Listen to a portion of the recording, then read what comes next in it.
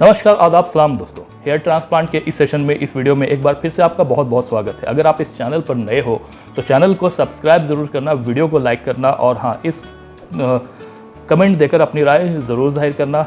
आपका हर एक कमेंट मैं पढ़ता हूँ और उसके अनुसार आपको जवाब देता हूँ, कभी वीडियो के थ्रू तो कभी कमेंट बॉक्स में।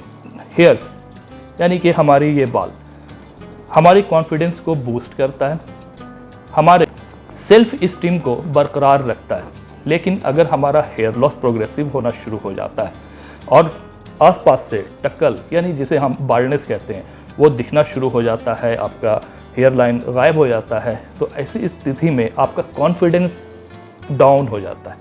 आप स्कूल हो, कॉलेज हो या ऑफिस लाइफ हो, आप वहाँ पर अपने आप को अंडर एस्टिमेट करना खुद से ही शुरू कर देते हो। सो दिस इज़ वेरी इंपॉर्टेंट। आपके बाल आपकी पर्सनैलिटी को डेवलप करता है, आपके करेज को बढ़ाता है, आप में सेल्फ इस्टीम को जगाता है। So this is really important. सवाल ये है कि कुछ चीज़ें जिन पर हमारा इख्तियार नहीं होता है, जिन पर हमारा कंट्रोल नहीं होता है, जैसे कि एज इज़ द फैक्टर, उम्र एक फैक्टर है। वक्त के साथ साथ जैसे जैसे आप की एज बढ़ती जाती है वैसे वैसे आपका हेयर लॉस थोड़ा थोड़ा होता चला जाता है। So this is a true story. The second thing is the genetics. Genetic का बहुत प्रॉब्लम है हमारे यहाँ, बल्कि वर्ल्ड वाइड ही एक्चुअली ये प्रॉब्लम है कि मेल पैटर्न हेयर लॉस यानी कि हेरिडिटी से जो आता है, जो फादर के साइड से आता है, और अगर आपके फादर बॉल्ड हैं तो आप भी आगे जाकर बॉल्ड होते हो, ये जेनेटिक्स में वो ये होता है। इसे हम चेंज नहीं कर सकते, एज हम चेंज नहीं कर सकते, जेनेटिक्स हम चेंज नहीं कर सकते। लेकिन हाँ, ऑप्शन अवेलेबल है आज की तारीख में, यानी कि आप हेयर ट्रांसप्लांट का ऑप्शन या पीआरपी का ऑप्शन ले सकते हो, जिससे आप अपने जो बाल्ड पैचेज़ है उसको कवर कर सकते हो और आप अपनी जो यूथनेस है उसको वापस से कुछ हद तक 5 साल 6 साल पीछे जा सकते हो, वापस ला सकते हो। सो you have this option at least.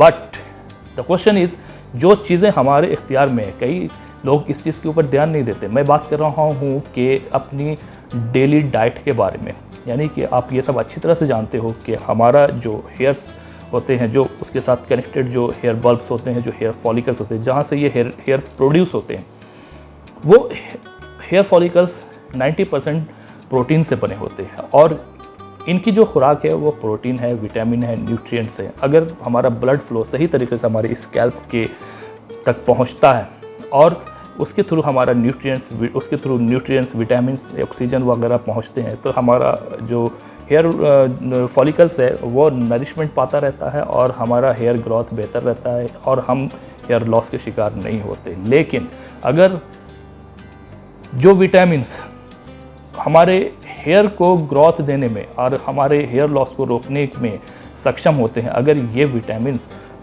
In hair follicle को ना मिले तो ये वक्त के साथ साथ कमज़ोर होते हैं। उसके बाद फिर ये हेयर को प्रोड्यूस करना बंद कर देते हैं और फिर आप हेयर लॉस के शिकार अल्टीमेटली हो जाते हो। आपका hair loss slowly gradually severe हो जाता है। विटामिन्स, ऐसे 4 विटामिन्स जो कि आपके हेयर ग्रोथ को प्रमोट करने के लिए, बूस्ट करने के लिए बहुत ही ज़्यादा इम्पोर्टेंट किरदार अदा करते हैं, आपके हेयर लॉस को रोकते हैं। चलिए बताते हैं कि वो ऐसे कौन से 4 विटामिन्स हैं जिनका इस्तेमाल आपको अपनी रोज़मर्रा की ज़िंदगी में, अपनी डेली लाइफ में, अपने फूड के साथ में इसका इस्तेमाल करना चाहिए, ताकि आपका हेयर ग्रोथ बरकरार रहे और आपके हेयर सही सलामत आपकी स्कैल्प पर मौजूद रहे। चलिए जानते हैं। इस कड़ी में जो सबसे पहली चीज़ है वो है आयरन। जी हाँ, मैं आयरन क्यों कह रहा हूँ, इसलिए क्योंकि आयरन आपके जो ब्लड होते हैं उस ब्लड का एक हिस्सा होता है।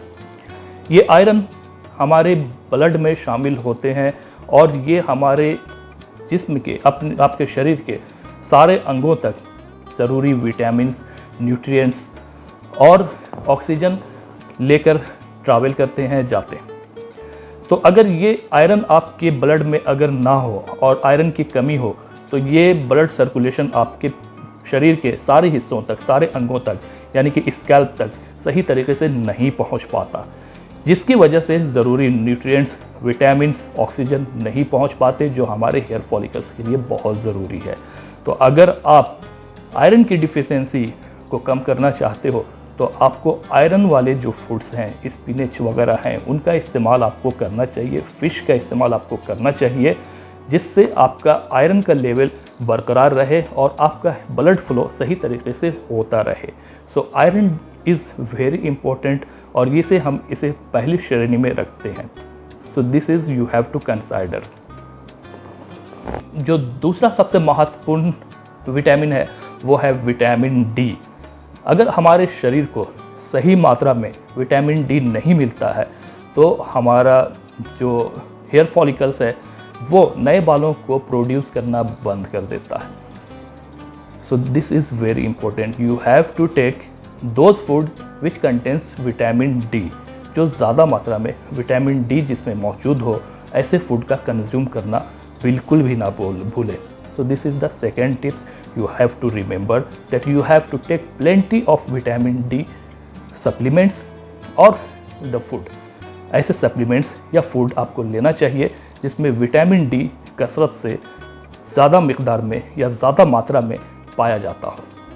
तीसरी महत्वपूर्ण चीज़ है वो है जिंक। जिंक ठीक उसी तरह से काम करता है जिस तरह से आयरन काम करता है। ये आपके हेयर लॉस को ज़्यादा प्रोग्रेसिव तरीके से डैमेज करता है। If you don't take more zinc, अगर आप ज़्यादा मात्रा में जिंक वाले फूड का इस्तेमाल नहीं करते हो तो आपका हेयर लॉस बहुत ज़्यादा प्रोग्रेसिव हो सकता है और जो बचे खुचे हेयर बचते हैं उनको भी ये वक्त के साथ साथ ख़त्म कर देता है। इसके साथ साथ आपके बाल में, आपके जो बाल हैं, आपके जो हेयर्स हैं वो ब्रेक होना भी शुरू कर देते हैं। So this is all happening because of all this food. So you have to take plenty of zinc items, zinc foods to stop any further hair loss. चीज़ है वो है सेलेनियम। जी हाँ, अगर हमारे शरीर में वैसे तो सेलेनियम की कम ही होती है, लेकिन अगर ये कमी होती है तो ये बहुत ज़्यादा ही सीवियर तरीके से आपके ऊपर अटैक करता है, आपके बॉडी पर अटैक करता है। ये आपके थायराइड को डिसरप्ट करता है और इसके साथ साथ हाइपरथायरॉयडिज्म जो बीमारी होती है उसको भी पैदा करता है और साथ साथ हेयर लॉस के कारणों में से एक कारण बन जाता है। So these 4 vitamins, nutrients is very important, very crucial for your hair. तो आपको आयरन बिल्कुल लेना चाहिए, ऐसे फूड आपको लेने चाहिए जिसमें आयरन की मात्रा ज़्यादा हो। इसके साथ साथ आपको विटामिन डी लेना बहुत ज़रूरी है। विटामिन डी आप लें। विटामिन डी का बहुत सारा सोर्सेज है जिससे आप विटामिन डी पा सकते हैं। तीसरी चीज़ जो है वो है जिंक। अगर आयरन की तरह जिंक का भी काम है और ये आपको लेना ज़रूरी है। ये आपके हेयर ग्रोथ को प्रोमोट करता है और अगर ना हो तो हेयर लॉस को ट्रिगर करना शुरू कर देता है। चौथी चीज़ जो है वो है सेलेनियम। ऐसे तो सेलेनियम की जो कमी है वो शरीर में बहुत कम होती है, लेकिन अगर होती है तो ये हमारे सिस्टम को डिस्टर्ब करता है और थायराइड जैसी बीमारियों को पैदा करता है, हाइपोथायरॉयडिज्म जैसी बीमारी को पैदा करता है और साथ ही साथ हेयर लॉस को बहुत सीवियर तरीके से अंजाम देता है। सो अगर आप अपने हेयर लॉस को रोकना चाहते हो, अपने हेयर ग्रोथ को प्रमोट करना चाहते हो और आपके जो हेयर आपके सर पर हैं उसको मौजूद रखना चाहते हो, then you must have to take all these vitamins and nutrients on your daily basis. इनको अपनी रोज़मर्रे की जो खान पान है उसमें आप इसे शामिल करें। आपका हेयर ग्रोथ बेहतर रहेगा और आप हेयर लॉस के शिकार जल्दी नहीं होंगे। वीडियो को लाइक करना, शेयर करना, कमेंट करना मत भूलना और ज़्यादा से ज़्यादा लोगों तक इसको शेयर ज़रूर करना। मिलते हैं इसके साथ ही दूसरे वीडियो में, तब तक के लिए बाय बाय, टेक केयर।